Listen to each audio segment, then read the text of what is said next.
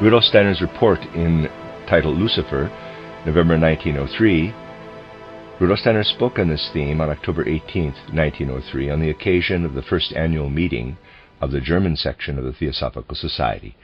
This is a very brief accounting of the contents of that lecture. End quote. And now the lecture. Quote, or titled, "The Secret Doctrine was given to us by the founder of the Theosophical Society. In this book, from two directions, the foundation is created for a solution to the great riddles of existence. In a comprehensive account of how the world arose, cosmogenesis, the plan is shown according to which an arena was developed by the primal spiritual powers of the universe, the stage on which human beings are obliged to walk their earthly path. From a second volume, Anthropogenesis, we see the stages human beings have already passed through until they become members of the present-day race. It will depend upon the development of the Theosophical Society as to when it will have reached a certain stage of maturity, at which time the same spiritual powers that gave us the great truths of both these initial volumes will also give us the third. The Society will receive the deeper laws for what, following only the external events, is offered by so-called world history. This third volume will be concerned with occult historical research.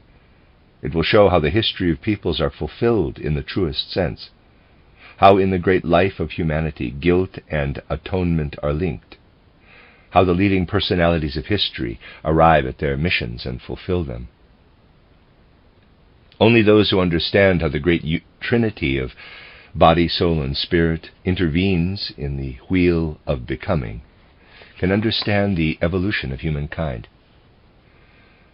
Above all, we must understand how bodily existence in the widest sense is dependent upon the great cosmic forces of nature, which assume a certain form in the folk traits of the time, and how existence takes on a certain form in what is called the spirit of the age.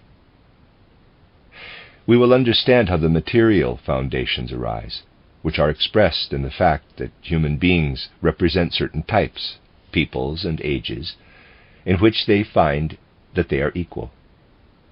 In this book, the character of the various types will be brightly illuminated, an aspect that cannot adequately be dealt with by mere external history.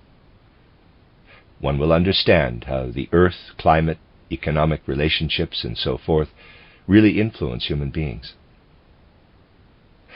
Then the role actually played by the personal element in history will be explained. Drives, instincts, feelings, and passions come from this personal element, and these can be understood only if one understands the influence of the world that is called the astral or psychic soul upon the world that unfolds before our physical eyes and intellect. By means of this part of occult history, an understanding will arise for what one usually ascribes to the arbitrary will of individual personalities, peoples, and ages. Enlightenment will be cast upon world history from the astral field. As a third factor, we will discover how the entire spirit of the universe intervenes in human destiny, how the life of this entire spirit of the universe is poured into the higher self of a great leader of humanity, and in this way, through channels, this higher life imparts itself to all of humanity. It flows into the higher self of leading spirits, and these announce it to their brothers and sisters. The higher self of human beings evolves from incarnation to incarnation, and they always learn more and more to make their own selves into missionaries for the divine plans for the world. Through occult historical research, one comes to recognize how a leader of humanity develops into the heights from which he or she can undertake a divine mission. One will understand how Buddha, Zarathustra, Christ came to their missions. The lecturer explained these generalizations through indications from several examples of how we are to think of the evolution of the great leaders of humanity through reincarnation. Part 2 is a report, presumably by Richard Bresch, in titled Devachan, November 1903. Dr. Steiner held the announced lecture at 5:30 about occult historical research, for which 40 to 50 people were present. The speaker said more or less the following. After the Theosophical Society was founded in 1875, H.P. Blavatsky began, with the help of her teacher, to work on the mighty works that we know by the title The Secret Doctrine, and in which we have been left a treasure of the deepest knowledge. This work consists of two parts, the cosmological and the anthropological. The first deals with the evolution of the universe, the second with the evolution of the human being. In the course of time, these two books will be supplemented by a third part that will be concerned with what materialistic scholarship calls history. Historical research has to be satisfied with the facts as they present themselves on the physical plane. Theosophy, on the other hand, which can go directly to the causes, finds an answer to all those questions that so often plague materialistic scholarship with no answers. When we follow the historical facts, there are three things that get our attention. Just as the human being is enveloped in a threefold system, the physical, soul, and spiritual being, so a threefold division underlies historical facts. The external actions that unfold before our senses are physical. In the soul realm, we find the center where pleasure and pain, sympathy and antipathy rule. And in the spiritual realm, we find the region where historical events originate. Here we must seek the true causes for everything that happens on earth. Here the people who guide history consult eye to eye with the great and invisible leaders of humanity. Only when we have researched the intentions that impelled them to action do we understand the often inexplicable facts of history. Thus, for example, in the 15th century we have Cardinal Nicholas of Cusanus, who had deep scientific insights. Long before Copernicus, he had recognized and taught the double movement of the earth without being understood by his contemporaries. It was a kind of preparation for what Copernicus, born 1473, was able to impart to a more insightful generation, 16th century. Occult teachers now teach in agreement. Also H.P. Blavatsky often said this, and indicated it in Volume 3 of The Secret Doctrine, that Copernicus was no one other than the reincarnated Cardinal of Cusa, who brought his work to an end this way. Thus tasks are assigned and completed. A soul that is preparing something greater dies and then comes again later in order to complete its mission and bring it to an end. The speaker brought forward two additional examples in order to show how occult historical research works in this difficult area, how it connects and explains the apparently unconnected facts. With these examples, he presented at the same time a picture of the expected supplementary volume of The Secret Doctrine. Rounds and races were the contents of the first two volumes, which have already appeared. The third part, Occult Historical Research, will be focused on reincarnation. In conclusion, Dr. Steiner spoke at length concerning the Theosophical movement.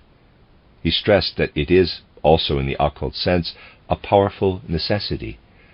Many reasons for this could be presented, but one of them is the most important, as follows. A secret is handed out to every human race.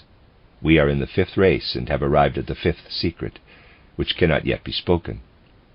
But we are currently involved in gradually living into that secret. The Apostle Paul, who was an initiate, already pointed to it.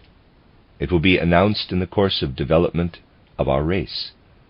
A premature guessing of this secret through purely intellectual abilities would signify an unimaginable danger for humanity.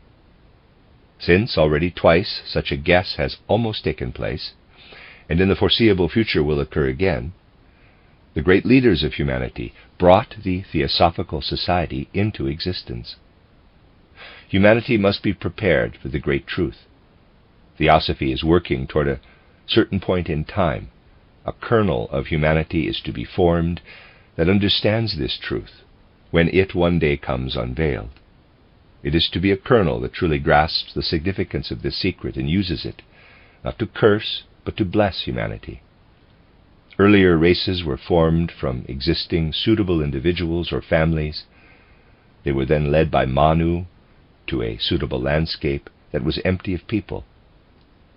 With traffic and commerce extending all over the globe today, this way of proceeding is no longer viable or necessary.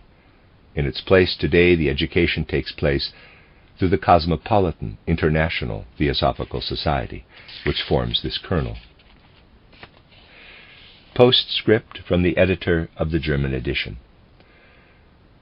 On November 14, 1903, Günther Wagner from Lugano, who had heard this lecture, wrote to Rudolf Steiner as follows, quote, "It would be a kindness to me if you would like to give me special information. A hint for the riddle that every race must solve was entirely new to me. I have found nothing about this in the secret doctrine. Would you be able to name the 4 riddles for me that the first 4 races have apparently solved? I would also like to read H.P.B's words about this. Perhaps you could tell me the exact place in the book." Close quote. Rudolf Steiner answered him on December 24, 1903, quote, "Dear Mr. Wagner, on page 73 of the German edition of the Secret Doctrine, we read with respect to strophe 1.6, Zion, quote, of the 7 truths or revelations, only 4 have been handed out, since we are only in the 4th round." Close quote. When you were in Berlin, I pointed out that in light of a certain occult tradition, the 4th of the above-mentioned 7 truths goes back to 7 esoteric root truths, and that of these 7 partial truths, the 4th regarded as the whole, every race, as a rule, is given 1. The 5th will be entirely revealed when the 5th race will have reached its goal of development. Now, I would like to respond to your question as well as I can. At the present time, the situation is as follows. The first 4 partial truths form sentences for meditation for those aspiring to the mysteries. Nothing further can be given than these symbolic sentences. For those meditating on occult paths, there is much higher content that will come from these meditative sentences. Here are the 4 sentences translated from the symbolic language of signs. Number 1.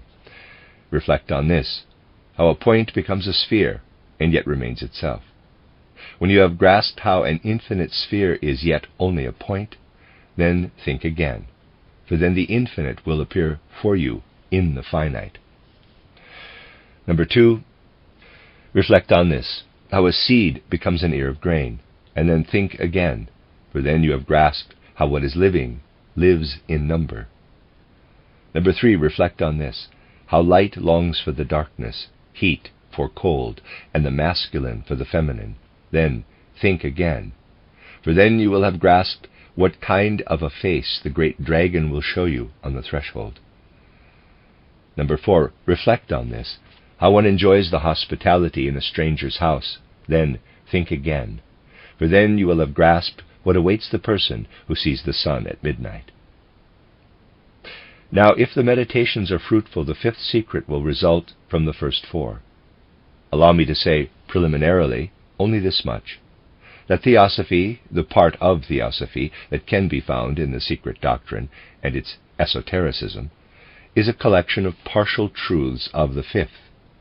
You will find an indication of how one can get beyond this in the letter quoted by Sinnett from Master K.H. Kuthumi, who begins with the following words, quote, "I have read every word," close quote. In the first German edition of titled Occult World, it is found on pages 126 and 127. I can only give you the reassurance that K.H. gives on page 127, quote, "When science will have learned the lesson of how impressions of leaves originally arose on stones," close quote. In this sentence lies almost the entire 5th secret hidden in an occult way. That is all I am able to tell you to begin with concerning your question. I could perhaps say more to further questions. The 4 sentences above are what one calls living sentences. That is, they germinate during meditation, and sprouts of knowledge grow from them.